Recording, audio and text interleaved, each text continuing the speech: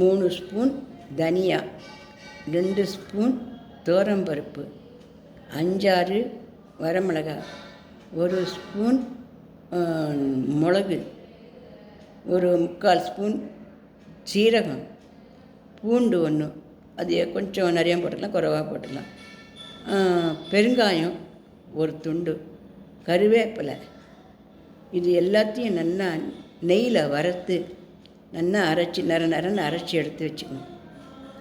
கொஞ்சம் நல்லா இவ்வளோ புளியை கரைச்சி அதுக்கேற்ற உப்பை போட்டு நல்லா கொதிக்க விட்டு, அது கொதிக்கச்ச இந்த அரைச்சி விட்டு அந்த பொடியை அதில் போட்டு நல்லா கொதிக்க விட்டு, அதை விளாவி வரைச்ச கொஞ்சம் 2 புதினா இலை, 2 கொத்தமல்லி தழை எல்லாத்தையும் தூவி, கடுகை அதுக்கு தாளித்து கொட்டி திட்டமாக விளாவி மூடி வச்சுக்கணும்.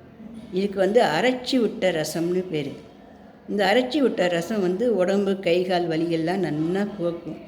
முக்கியமாக தலைக்கு எண்ணெய் தேய்ச்சி குளிக்கிற அன்றைக்கி இந்த அரைச்சி விட்ட ரசம் பண்ணி குடித்தோன்னாக்க நமக்கு மூஞ்சியில் இந்த இடத்துலலாம் சைனஸ் பிரச்சனைலாம் வருது இல்லையா, தலைவலி, தலையெல்லாம் தண்ணி கொத்துக்கிறது, அதெல்லாம் எதுவுமே வராது.